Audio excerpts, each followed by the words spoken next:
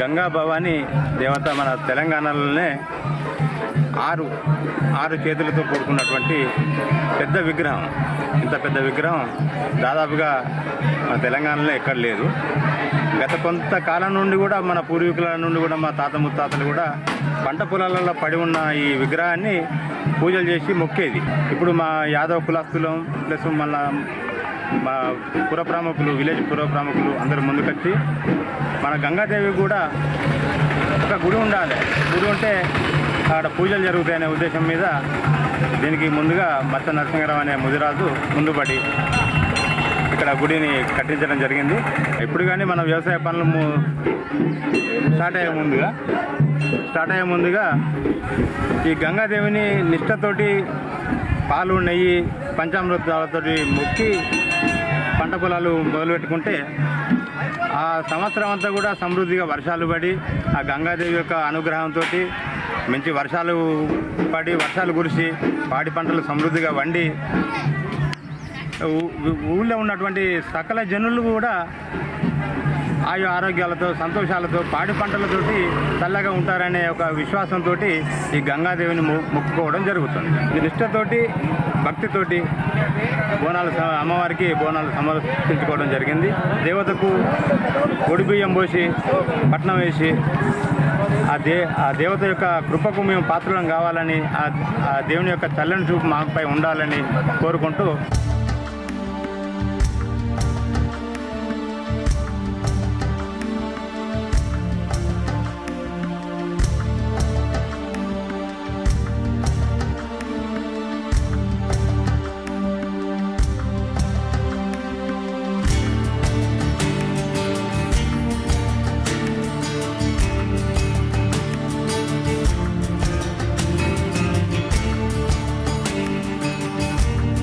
ఈ భూమి నేనేదో దొంగలించినని, సృష్టించినని బట్టి మా మనోవేదన అంటే మన మనసు ఖరాబ్ చేస్తుంది. అంత మనం కొంతమంది కావాలన్నా లేకపోతే వాళ్ళకి తెలియకనా, అంటే పట్టులో నాకైతే వాళ్ళు లేరు, శత్రువు అయితే వాళ్ళు లేరు. వాస్తవంగా మరి ఇంటెన్షన్ కావాలని చేస్తుందా ఏం తెలియదు నాకైతే.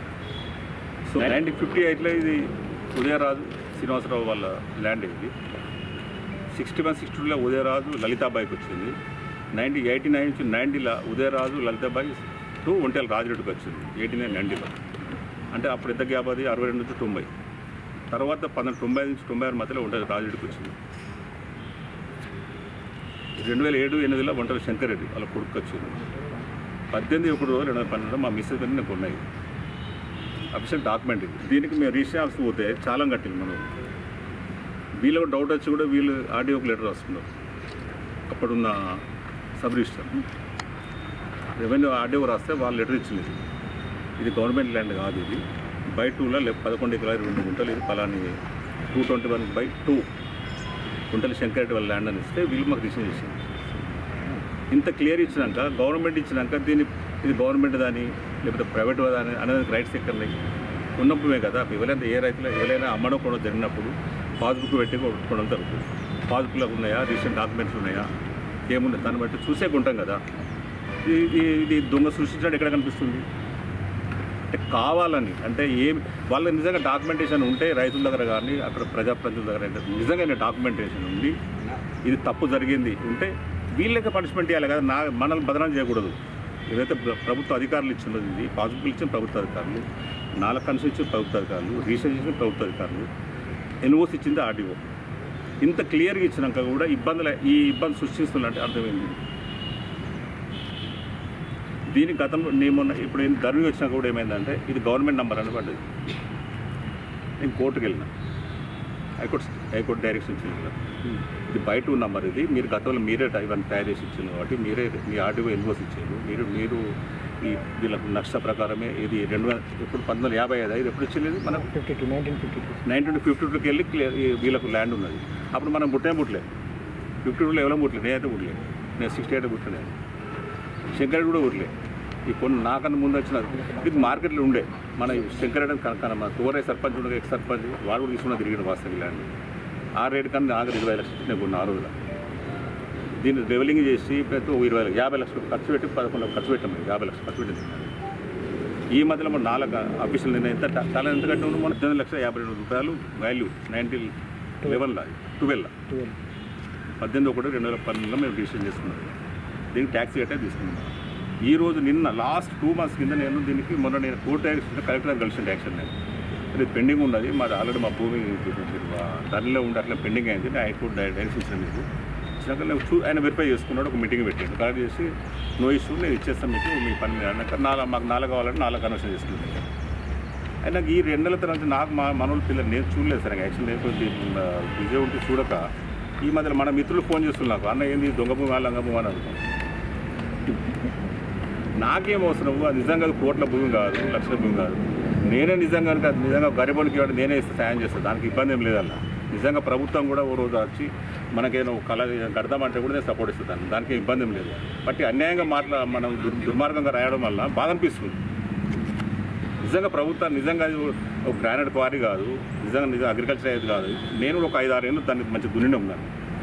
ఏం పండచ్చు దాని మీద అంత కింద రాయి ఉన్నది కాబట్టి ఆ పెసర్లు వేసినాము, కందులు వేసినాము, ఏమేమి వేసినాము, ఏమి పంట రాలేదు. ఆ తురుడు ఖర్చులు వేస్ట్ అని నేను ఆ ఫినిషింగ్ పెట్టేసి టోటల్ ఫినిషింగ్ ఉంది దానికి.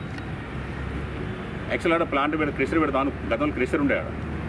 నేను క్రెషర్ పెడతాను ఉన్నాక అక్కడ చిన్న కాలనీ ఉంది పాపం. వాళ్ళకి డస్ట్ వచ్చి బండలు వేస్తే మళ్ళీ ఇబ్బంది అయితే అనవసరంగా ఎందుకు వాళ్ళని ఎందుకు ఇబ్బంది పెట్టాలి మనకు తెలిసిన వాళ్ళు అనవసరం. నేను 35 ఏళ్ళకి వ్యాపారం చేస్తున్నాను. నేను ఇక్కడ ఈ ఊళ్ళో ఈ పక్క పొంటనే పుట్టింది, దూరం నుంచి రాలే కదా. ఇక్కడ తెలియకుండా వచ్చి పొందంటూ ఏం కాదు. నిజంగా పోనీ ఇది ఉపయోగపడుతుంది, దీనివల్ల నేను లాభపడుతున్నాను, నా కుటుంబం లాభపడుతుంది, లేకపోతే నా పనిచేసే వాళ్ళు లాభపడతాను అన్నది లేదు. అది బట్టి వాళ్ళు అమ్ముకున్నప్పుడు నేను ఉన్నదాన్ని. నిజంగా వాళ్ళు దొంగ అనుకుంటే వీళ్ళ మీద పనిష్మెంట్ ఇవ్వాలి ఫస్ట్. ఎవరైతే కాయిదాలు 56కి వెళ్ళి 1958లో ఎవరైతే తయారు చేసిందో మేము ఇన్ని లక్షలు పెట్టాం కదా, దీనికి నష్టపరిహారం చేయాల్సి వస్తుంది కదా. నిజంగా ఇది గవర్నమెంట్ ల్యాండ్ అనుకుంటే ఎవరు చేయాలి? నేను ప్రైవేట్ ల్యాండ్ ప్రాపర్టీ గుంజుకుంటే తప్పపడాల్సి వస్తుంది. గవర్నమెంట్ డిక్లేర్ చేసి గవర్నమెంటే ప్రైవేట్ ల్యాండ్ అని ఇచ్చేసి ఇంకా దీనికి తప్ప ఎవరు జరుగుతుంది? ఎవరు బాధ్యత వహించాలి? గవర్నమెంటా లేకపోతే నేనా? అధికారులే కదా. అధికారులు మన చుట్టాలు కాదు కదా, ఒక్కడు కాదు కదా. 58కి వెళ్ళి ఈ రోజు వరకు 70 ఏళ్ళు దాటిపోయింది ఆల్మోస్ట్ అన్నది సమయం. ఇన్నేళ్ళ చరిత్రలో దీనికి ఈ రోజు దొరకబట్టి ఈ రోజు లీడర్లు కానీ నేను పొద్దున్నేస్తే కాంపిటీస్ స్థాయి చేస్తే నేను ఏమంటే నిజంగా జెన్యున్ ఉంటే నేనే వస్తాను కదా. నన్ను అడిగితే నేను చెప్తా. నాకు మీరు వాళ్ళు ఫోన్ చేసి చెప్పేటోని వాళ్ళు రైతులు అడిగినా నేను చెప్పేదానికి సమాధానం చెప్తానేమో క్లియర్గా. ఇన్ని రోజులు దున్నుకుడు వాళ్ళకే ఇచ్చిన సొసైటీకి ఇచ్చినాం. యాక్చువల్లీ ఏంటో సొసైటీ వాళ్ళు రామిరెడ్డి గారు అప్పుడు వేసినట్టే పట్టుకుంటుంది కదా, లేదు కళ్ళాలు గిల్లాలు పెట్టుకుంటారు, బస్తాలు వేసుకుంటారు అంటే సార్ దానికి ఏమన్నది 10 మంది ఉపయోగపడి చేసుకోమని చెప్తే నాకు లెటర్ కూడా ఇచ్చిన వాళ్ళు సొసైటీకి. 5 years వాళ్ళకి ఇప్పుడు కూడా వాళ్ళ సరే వాడుకుంటారు పోటీ. ఇప్పుడు నేను 4 కన్నా ఏం చేస్తే వాడికి ఆల్రెడీ ఇంత డాక్యుమెంటేషన్ ఇది బట్టి తయారిస్తాను. ఏదన్నా ఒక పేపర్ తప్పు చేసినా నేను దేనికైనా దానికి పనిష్మెంట్ నేను శిక్ష ఉంటుంది 100%. అన్యాయంగా నా మీద చేసే వాళ్ళకైతే నేను ఖచ్చితంగా ఈ లాస్ట్ టైం ఇది నెక్స్ట్ టైం ఏమి ఇస్తాను నేను కోర్టు వాళ్ళ తెలుస్తాను వాళ్ళకి కంపల్సరీ. ఇంత దుర్మార్గం ఉంటుందా నిజంగా? పోనీ నిజంగా చాలా పెద్ద భూమి దున్నుకున్నాడు, ప్రైవేట్ పార్టీ దున్నుకున్నామంటే ఓకే. గవర్నమెంట్ వాళ్ళు డిక్లేర్ చేసి వాళ్ళ ల్యాండ్ వాళ్ళకి ఇస్తే వాడేదో 4 దగ్గర నేను కొనుక్కున్నా. నిజంగా కూడా ఈరోజు గ్రామాలకు కానీ ప్రభుత్వాలకు కానీ ఇక్కడ ఒక మంచి వ్యవస్థ తెచ్చి పెడదాం ప్రభుత్వం అంటే నేనే సాల్వ్ చేస్తాను. నాకేం బాధ లేదు. 10 మందికి ఉపయోగపడతాను. నా పేరు పెట్టమంట ల్యాండ్ దాతా నా పేరు పెట్టమంట కావాలని తప్పేం కాదు కదా. 10 మందికి ఉపయోగపడుతుంది చేస్తామంటే ఏం తప్పుండాలి? కొంత పని కట్టుకొని కొంతమంది ఉన్నారు వ్యవస్థలో ఏం పని లేదు, కొన్ని బురద చల్లాలి. రాజకీయాలు అంటే రాజకీయాలు చేసుకోవాలి, వివరం ఉంటే వివరం చేసుకోవాలి. కానీ అన్యాయంగా పొద్దున్న లేచి వీని ఇది చేసిండు వాడు అది చేసి దానికి సాక్ష్యాలు ఉంటే చెప్పాలి, ఏదైనా డాక్యుమెంటేషన్ చూపించాలి. మీరు కూడా ఎప్పుడు ఎస్ఎండి వస్తే మమ్మల్ని సంప్రదించండి, ఖచ్చితంగా నేను ఆన్సర్ ఇస్తాను. ఎన్నడైనా అర్ధరాత్రి అన్న ఏం సార్ అంటే ఫోన్ చేసి చెప్తాం, మాట్లాడుకుంటారు, ఏం బాధలేదు.